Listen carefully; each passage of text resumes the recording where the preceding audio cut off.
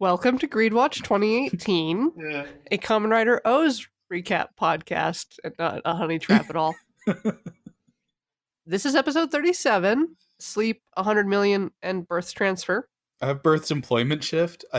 Transfer seems like a better translation, to be honest. I mean, both of them do not sound like superhero things. Both of them sound like we're going to watch something about middle management. Have you ever read a Spider-Man comic? Like, half of a Spider-Man comic is about Peter Parker's job woes, man.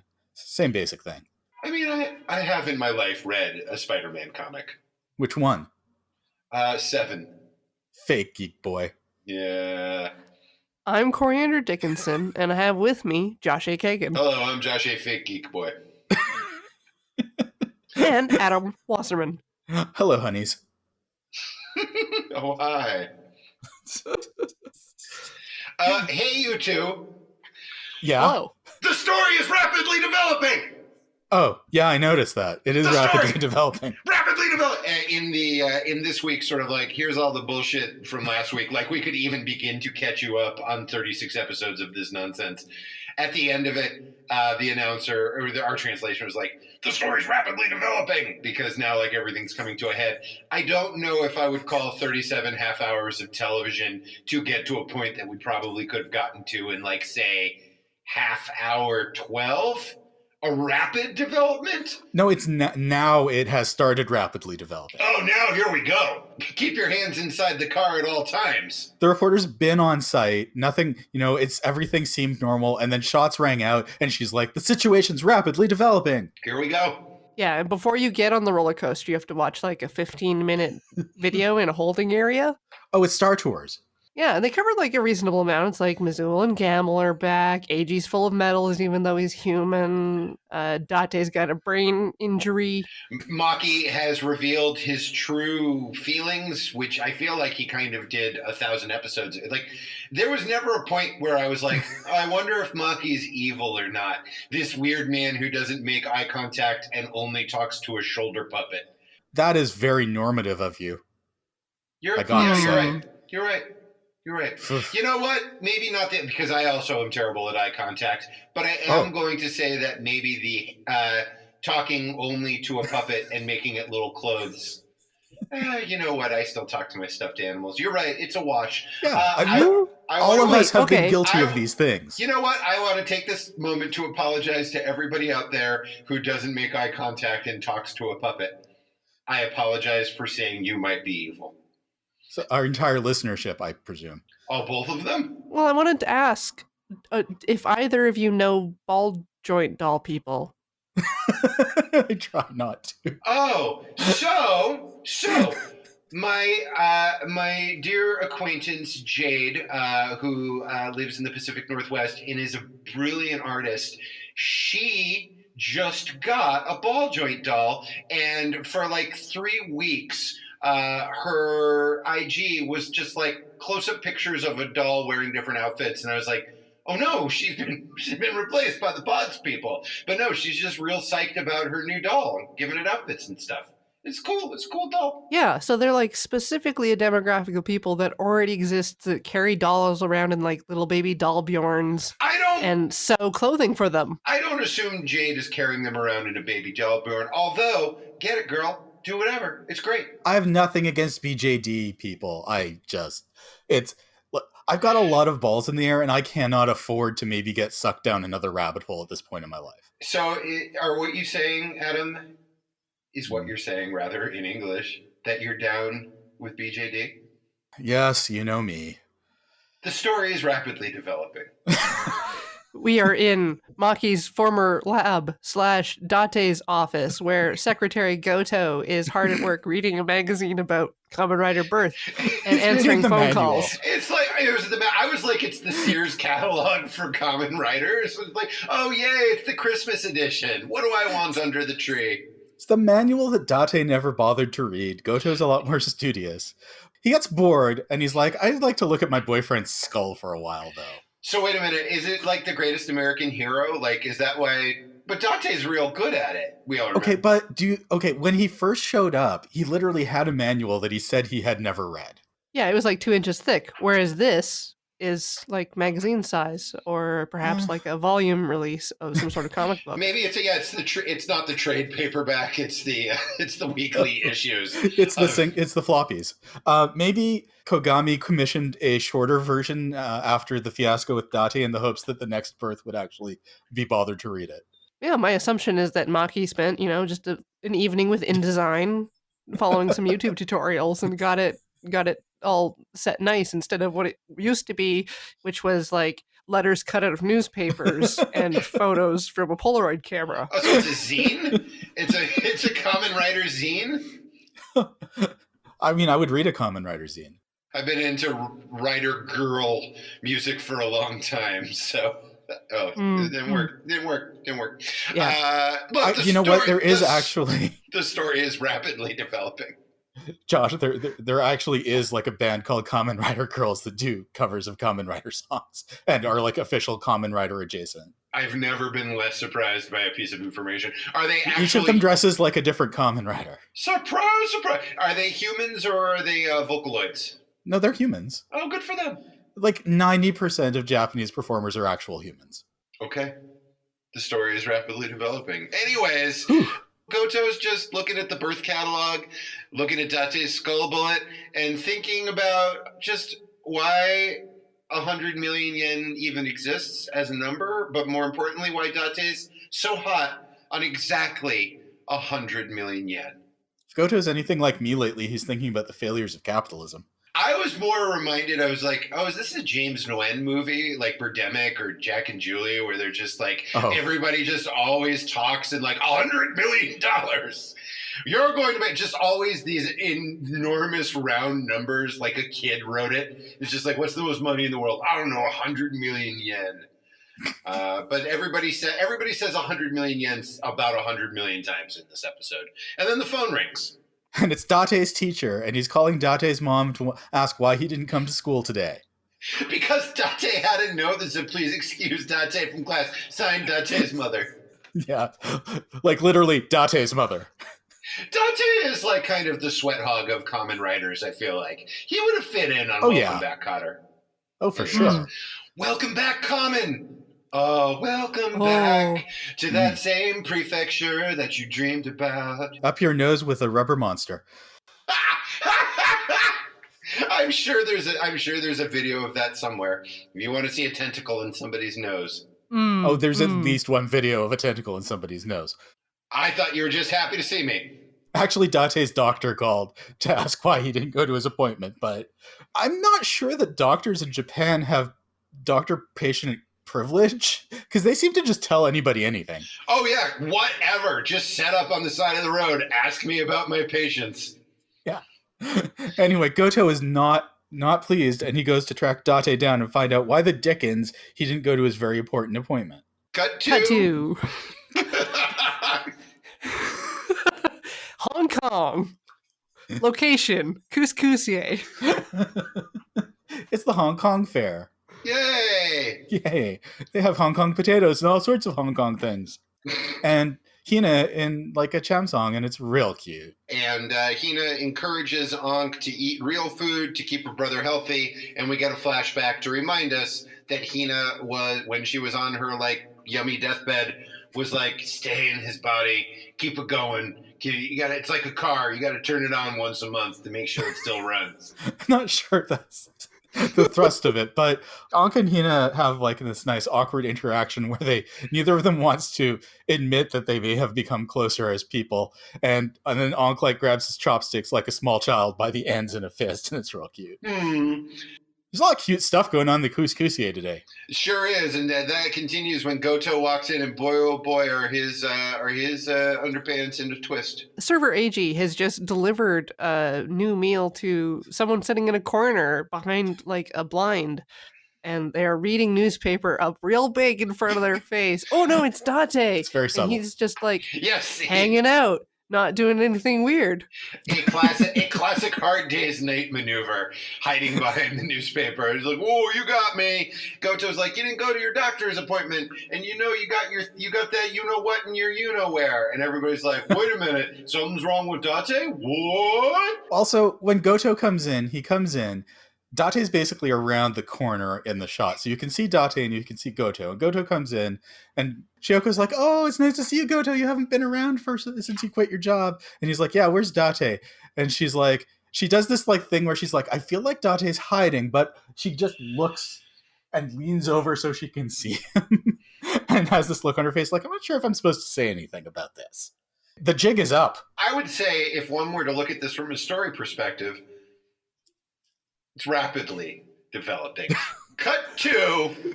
Please do not take a drink every time Josh says rapidly developing, because we do not want our listeners to get alcohol poisoning. Cut to a long romantic walk at sunset. And our good boys having a real open ups times. Goto's real sorry about his mistake. He's looking down all embarrassed, and he's sort of swirling his toe around in the dirt, and he's like, I'm so sorry. Aww. And Date looks him in the eye, and he's like, it's okay, these things happen. And they smooch for 20 minutes. God, what a great episode. Anyways, I'm Josh Kagan. And... Thank you all for listening.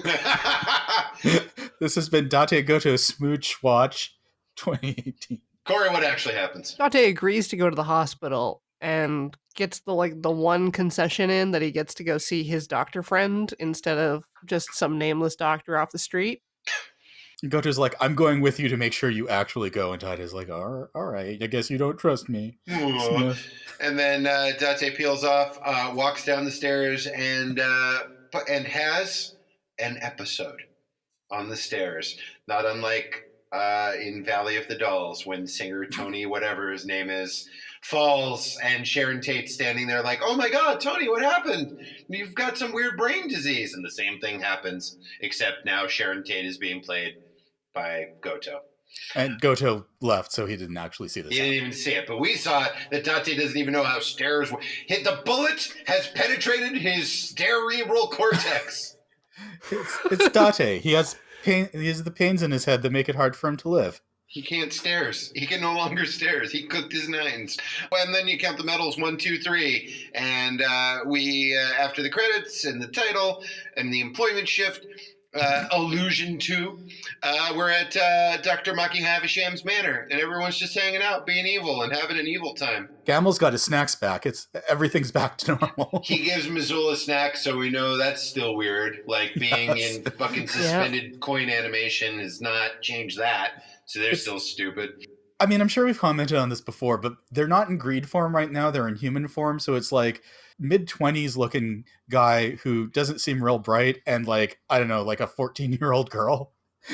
Maybe 16. Weird. She might be 16. It's hard to tell. She dresses like she's 16, but she's very small. They got their fabric up, so we know that they're 800-year-old aliens. Yeah, it's fine. Officer, she told me she was 800. Well, Maki finally goes and does the thing that we were all afraid he was going to do and puts up purple silk for himself. He went to Mood, he said hi to Swatch, and he used his money that week to buy a bolt of purple shiny stuff. And now he's a greed wannabe. A wanna-greed. It's cultural appropriation of the worst kind.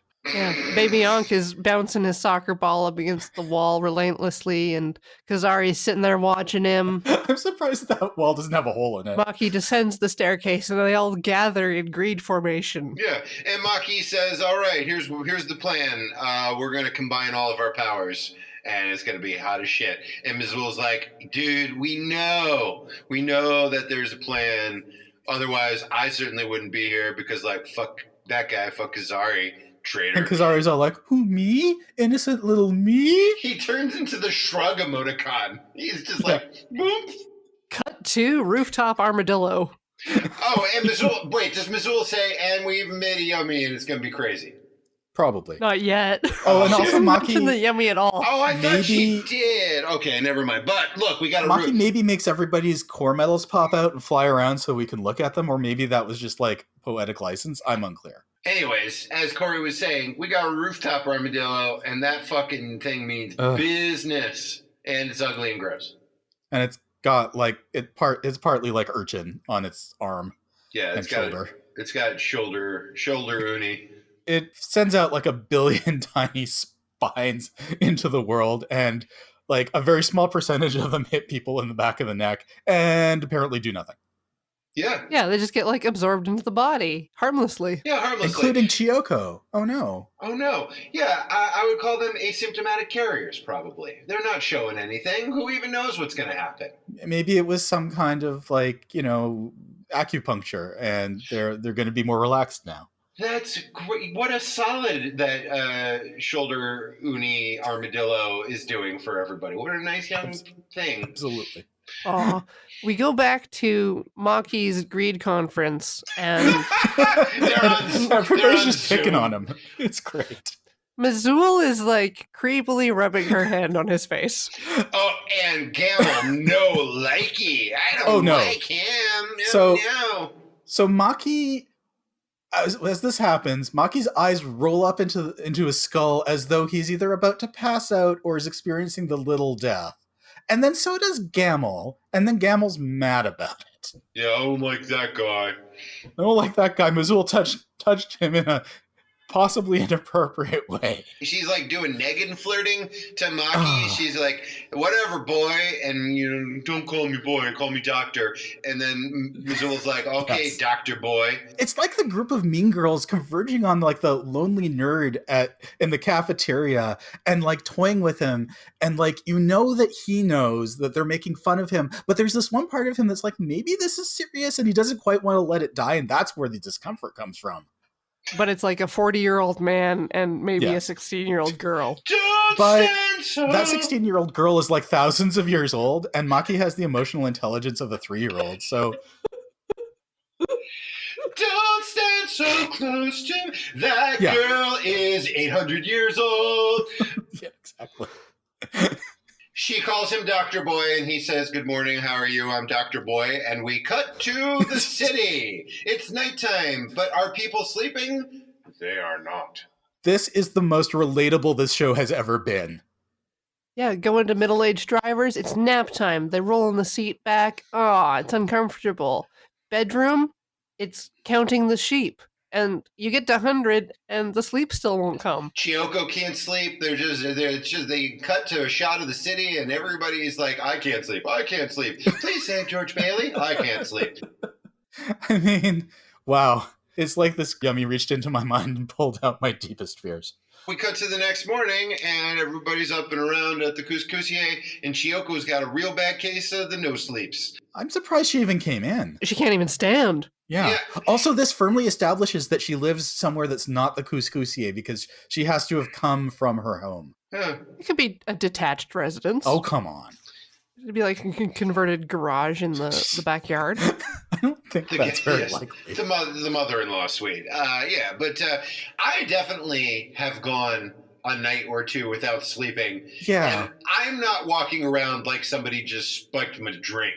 She is in real bad nick. Can't even sleep. They got to go to the hospital. And they get there, and everybody's got the no sleeps. That's right. And also, Date's there for his checkup, because there's only one hospital. Oh, they should call Dr. Knife Fingers. Maybe she knows what to do. She is a highly trained surgeon. She can operate on Date's brain. Remember, doctors here don't work for free. You gotta pay them up front for your little checkup, which is just a physical. That's right. And you should definitely go see your doctor friend who you were in, quote-unquote, Africa with. Dr. Buddy. So we are there, and Date finishes up his part with Dr. Buddy, and then he's got to go get his blood drawn and finger up his butt or whatever the heck. And he leaves the room, and Date or Goto is just like, hey, can you tell me literally everything about your patient who you've sworn an oath to not talk about to strangers? And he's like, well, you came with him, so that must mean you're allowed to have all of his personal privileged information. Sit down. This may take a while. He tells us shocking news, which is a bullet in your head is bad for you. What? I know. The story is still developing, or rapidly developing. I can't even do my own bit. Yeah, he's got a bullet in his head. It's real bad. And the natural response to that is, well, what about 100 million yen? What if he moves around a lot? Would that be bad for the bullet in his head? What? Yes, that would be extremely bad. But he knows what he's doing. He knows that. So if he is moving around really rapidly, it's for a good reason. He knows what's up. It's bad. It's fine. It's fine.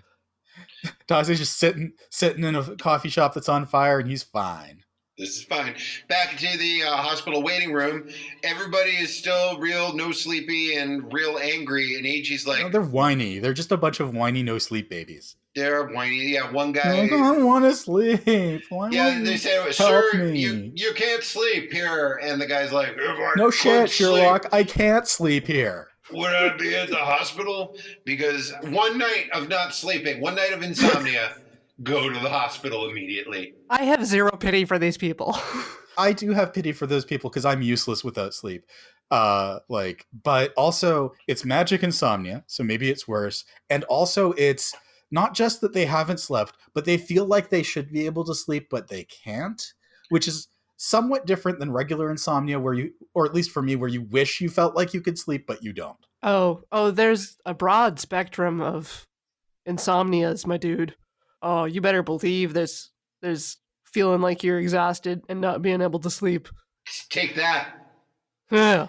Anecdotal evidence. Look, I missed all of that because I was so upset that I pulled my earphone out, so I don't know what to say. AG's like, you know what? I wonder if this is some yummies. So he pulls a robot out of his I think this asshole? robot beeps at him to let him know. Oh, okay. Yeah, it's a hopper can. You know, hopper can, our Yeah. old friend. Hopper can. It wants to kill Kermit the Frog and use him as a logo for a bunch of restaurants. Yeah, No, and it's then on the hopper can. Oh, I He's see. saying there's a yummy. My mistake. It's time. And then somehow Date in the doctor's office while he's getting his blood drawn is like, my yummy sense is tingling. I'm like, it's what? probably No, his you- gorilla can told him. Gorilla can. But the milk jug is with Goto. He probably keeps the gorilla can on him. But we don't see it. But look, it's implied. Yeah. But anyways, he just gets right the F out of there, and now it's time to look, it's time to do some fights. Fight in quotes, because this is one of those haha, you're not equipped to deal with this. Let's make fun of you situations. My favorite line in 37 episodes, by the way, is coming up. Please do. So we're back on the roof, and the Yummy prepares to do part B of whatever its evil plan is, and then Ankh and Eiji show up, and there's fighting, and the Yummy's hard because, as Ankh says, well, remember, Gamel's hard, and I went, yeah. It's true. Oh, mine True. says that Gamel's greatest feature is his durability. That's a way better way of putting it. Totally. Yeah, and but he's like, so I got an idea, AG. Aim just for the Mazul part. That The thing on spiky his shoulder bits. covered in spikes. That's probably Nerf. That'll probably just go down real They easy. look rubbery enough. And it doesn't work. And then Date shows up, and he's about to become Birth.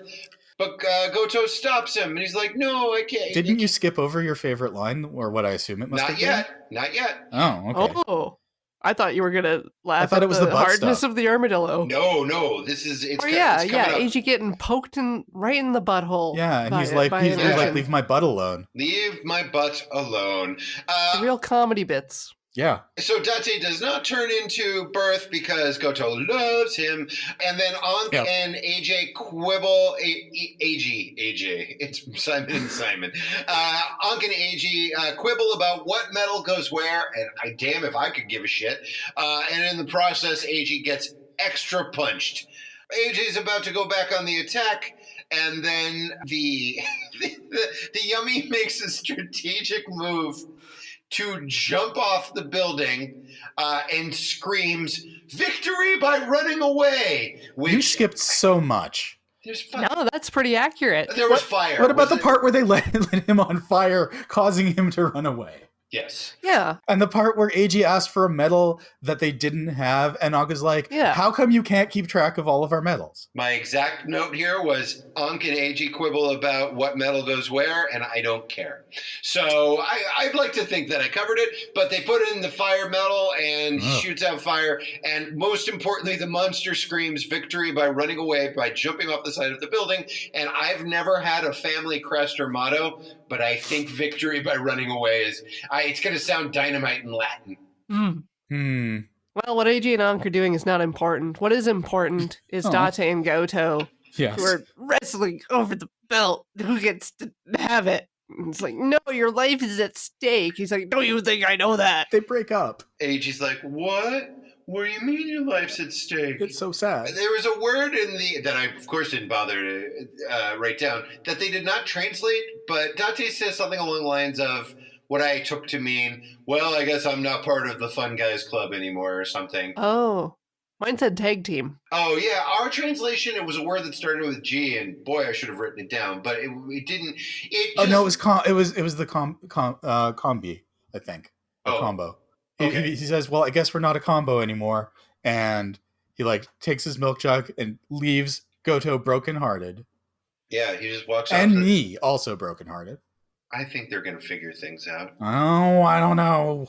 So now Goto and AJ have a romantic walk by the riverside because Goto is no time to waste. He knows he's a commodity. Yeah, he is. But they're talking about him. Yeah, that's true. I don't know if you two are aware of this, but the thing is that Dante has a bullet lodged in his skull. Oh, weird. They should mention this. They should just take that out, And let's just like pop it on out. And then, of course, the natural conversation progression, when you talk about a friend who has a bullet in their skull, your next question is, boy, they sure want a lot of money, I wonder why. We're discussing Dante's brain problem, and Dante's in a park, sitting down, about to take a nice big gulp of water from a bottle, and then he gets a brain thing. Yeah. And then the brain thing makes him drops the bottle. He tries to reach it, and he can't. Because Maki grabs it with his snatchy hands. He's developed a Ted Stryker drinking problem. That's how bad it is now. But Maki has no time for Dante's like, hi, Dr. Maki, let me try to touch your doll. Remember our thing that we do? And he's like, no, stop. I don't have time for this. I have an important business to conduct. And he conspiratorially takes a seat at the bench back to back against Dante from like 5 feet away so they can have a quiet conversation but the about doll money. Is facing Dante. It's amazing. And Maki offers up a hypothetical that may or may not apply to Dante's day-to-day. He says, hey, what if I had a job that paid you, say, I don't know, about 50 million yen up front, 50 million yen when you're done? I'm no math magician. That sounds like about 100 million yen. That thing, you know anybody who needs 100 million yen, 100 million yen, 100 million yen? He's like, you want me to work for you? And Maki's like, all you want is money. That's your whole thing. Meanwhile, Goto is asking, what would someone want 100 million yen for? Or AG is. It doesn't matter who asked the question, because we're back in time. Yeah. Where Goto was told by Dr. Friend what happened back in the day in mysterious Africa. It's very mysterious. They take about 54 hours to establish, using flashbacks and an entirely different set and new actors and stuff, that It's the same actors. Dante wants to build a medical school in troubled. He never says that. He just says that they're going to leave and then all his good work will be undone because there'll be no one to do good work. And if only there was some way that he could leave, but people would still be okay. Right. And Goto's making a leap. And then Goto's takes a running start. Connecting some very disparate images. And makes a leap that would make the Olympic long jump champion blush with impressiveness and get senpai eyes. And is like, hey, I bet he wants to make a hospital. That's the only thing that makes sense. And Eiji's like, I mean, I've funded schools. It's basically the same thing. He goes like, oh, right, because you used to be a weird guy who went around and funded rebellions and shit. I remember this. I can relate. I made a school once. So they want to, is it a hospital or a medical school they decide on? I think a medical school. Great. They work it up. In the flashback, Dante's all like, we gotta pull out because lack humanitarian aid. Like, we've been really into this, but when we leave, all these people are gonna be left behind. And his other doctor friend's like, yeah, but we can't help that without money. And so Goto's like, he wants to make a hospital so that when people are gone, their presence still lingers. And then AG's like, a school. Not a ghost machine, which is what I would have assumed. It went on a bit of a walk. Yep. And we've established that AG has in some way been related to an education program somewhere. He's done some. They've got all sorts of great programs there. They've got only help people who are within 3 feet on either side of you, 101. Yeah. They've got sometimes things happen when you try to help people. There's all sorts of good programs to learn the youngins. Underpants washing? Oh, yeah. How many underpants do you need? 2. Okay, 2. Class dismissed. What's the armadillo yummy doing during all this? He's finally doing it. Well, first of all, Ankh is thinking about this. And Ankh's like, if step A is making people want to sleep but can't, then they want to sleep. That's desire, but it's not really generating metals. Oh, I know. And then he doesn't tell us. But that's okay. Because then we learn how yummies are made. Yeah, well, we learn how yummies are made amongst greeds, and we have a... Yeah, basically, Gamel and Mazul make a baby. Unchained Melody is playing in the background, and they're just sun-dappled, and she pulls a metal out and inserts it lovingly into Gamel's stupid fucking forehead, and a yummy pops out of him, and now they're parents. Because normally Gamel puts a metal in his own forehead, so I guess, and Mazul puts metals in other people's foreheads. So I guess if Gamel manifests his forehead slot and Mazul tenderly puts a coin in there, they make a beautiful yummy together. And all Gamel had to do was just exaggeratedly yawn and sit there, and then shout, "It came out," like 5 times, and it's unpleasant. And then we see a pair of feet enter the screen. We don't know who it is. Mm-hmm. But I assume it's Tom and Jerry's owner. They're clearly Date's boots. I know. Yeah, Kazari's like, "Hey, Mazul Gamel, this is your first time making a combo together. How's it feel? You got it all together?" Thanks for letting me watch. The yummy puts everyone to sleep. It gives everyone a glass of warm milk and plays this podcast. And everyone falls asleep. And... it's great. Look, it's good for something. And the whole this from someone who's never listened to the podcast. I'm sure it's fine. Thanks. And so we see obviously one of the most exciting things you can put on television, a montage of people falling asleep. While it's very cathartic. It is very nice, actually. And then we see in the background just coins stacking up. Mad stacks. Mad fat stacks. Sleepy time piles is sell of time. Money. And AG's yummy sense goes off. He flashes the purple eye, and he gets the yummy sense. Also, the Insomniadillo gets real fat briefly because he's full of metals, but then he slims back down. I love that fat thing so much. The yummy blows up like a blueberry. Yes. Yeah. I was going to say it's like One Piece when Luffy does like Gomu Gomu Fusen, and he turns himself into a big balloon. Yeah, same spherical roundness. But usually Luffy doesn't like jump off a building. Yeah. Luffy would totally jump off a building while he did that. If only he wasn't a pirate on the sea. Look, I don't think you've watched One Piece. Anyway, there's lots of buildings in it. He's not always on the sea. There's islands. Look, he gets chunky and then he gets not chunky. And Josh, what's your opinion on One Piece? That's all I wear. Okay, the situation is rapidly developing. When I go to the beach, I wear my 1920s bathing costume. With technically a one. Actually, you know what? It is a 2-piece because there's also a straw boater hat. Oh, okay. So you basically dress like Harold Lloyd. Yeah. Okay. Probably more Fatty Arbuckle than Harold Lloyd. That's true. Except without the possible murder part, as far as you know. The yummy excitingly puts everyone to sleep. AG Purple senses it shows up, and they fight. And there's arguing about metals some more. Oh, AG tries to use his axe. He's like, maybe my axe will work, and it just doesn't. And he's like, yeah, but I mean, like, he asks for the eel arms, and Ankh's like, what the hell will that do? And there is no answer. The eel arms electrify the axe, making it stronger. I thought jumping off the stairs was enough, but no, I guess the eel arms did something. They clearly electrified the axe card.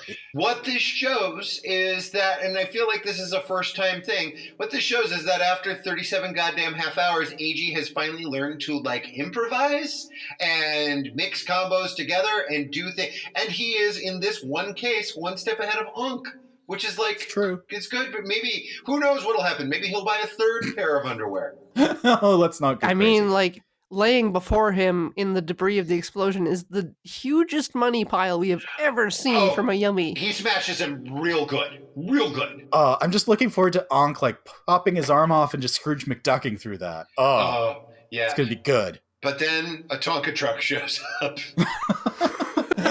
Then a big drill scorpion arrives and drills up all the metals onto its magnetic scorpion drill, and then the greed show up, and the scorpion sends the medals flying so that they can have a silver shower. I just wanted to say silver shower, okay? I know you did. Badly. Yeah. Their money gets taken, and then menacingly enough, the Greed show up.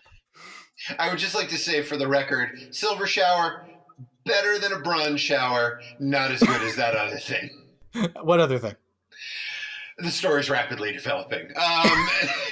All the team bad guys show up, and it's all the bad guys that we know. It's Maki, it's Mizul, it's Kazari, it's Gamble, and oh no. What? Date is one of the bad guys. Did he do a heel turn? Yes. And he's pointing a gun at everybody he's supposed to be friends with. And we're left at the standoff. Oh, also, Hina had a really cute hairstyle in this episode. She had like two like half braids, like one on each side, but they only went partway down and then they were tied off and then it was loose and it was really cute. Well, they were like stuck up with like meat bun. Yeah. Well, no, like after that though. Hair wash. Like when she was at the hospital, she had like these two sort of like partial braids. Anyway, it was real cute. They played some music during this. Speaking of hair watch, they played some music during, I think the scene where Goto is spilling the beans to Eiji about the brain bullet. They played like Kogami's theme. And it made me realize that I haven't seen Kogami in a while. Right? I miss him. It's been like 6 episodes or something. No, he was there, wasn't he there? When? He was there like 4 episodes ago. Was it that many? Because it was like Date. Right. Okay, like it's been like a few episodes though. Yeah. It's been a little while. There's been a lot less Kogami per capita in this show, and I don't like it. Ever since Baby Onks showed up and stole the scene. Yeah. Stupid Baby Onk. The cousin Oliver of Kamen Rider O's. Anyways, it's a showdown, and who knows how this will resolve. I guess we'll find out next week, I guess. I mean, look, on Kamen Rider O's. The situation is rapidly developing. It's rapidly developing. It's like this ain't no 1 hour photo shit. No. This is a Polaroid. Wait. What's up? Is Robin Williams not involved? I mean, I was gonna ask if we were talking about the business or the movie. Robin Williams has not been involved with anything for a minute. I think. He's but this is from 2011, so that's true. Who knows? He could still show up. Listen, Robin Williams was a big video game fan. There's no conclusive proof he wasn't a Kamen Rider fan. The story is rapidly developing. Hey man, you know what? I like this episode. I like it because the story is rapidly developing. We're getting there. We are now this is it. This is the last 10 episodes. 11. Well, no, because we just finished this one, and then 38. 37. And you know the last episode is just wrap up. It's not. Look, Josh. What? Josh, how many episodes are there on this show? There are 48 episodes. And what episode did we just do? 37. 37? Yes. Okay. So 37 plus what equals 48? But we just finished this one. So next week, we are now beginning. This is a weird thing to argue. What do you mean? Josh, we're in the last 10. Josh, 37 episodes is not 10 episodes away. Yes, episode 38 10 episodes away from... No. There are 11 more episodes we have to watch. Let him dream. You were like that. You were like those guys on that muscle building forum who don't understand how many days of the week there are. Okay, next week we are tackling episode 38, correct? Yes. What is 38 plus 10? Josh, we still have to do episode 38. It still counts. Oh, so this might be a semantic problem. We still have to watch 11 episodes. And by the way, what does my Judaism have to do with it? What doesn't it have to do with it? Good point. Oy vey. I'm Corey Andrew Dickinson, and you could... I don't know. No, I'm not. Yeah. No, you could be. Go ahead. I wish I had your hair. You have great hair, Corey. Oh, you have more hair than usual. I've seen your hair recently. I hate my hair so much. Hair Watch 2020. Why did you blow dry it? It looked so good, though. Because I don't I don't know. I just for those of you, because I say my Instagram handle every week. So if you want to see me with the terrible hair, my hair is now very long. It's not very long, but it's very Polly Walnuts. And I decided to use my wife's hair dryer and just higher the hair, the closer to God. And it looked like I had just blown a Van der Graaf generator. It was great. I think you looked really good. And then I said, "Good heavens, Mrs. Yakamoto, you're beautiful."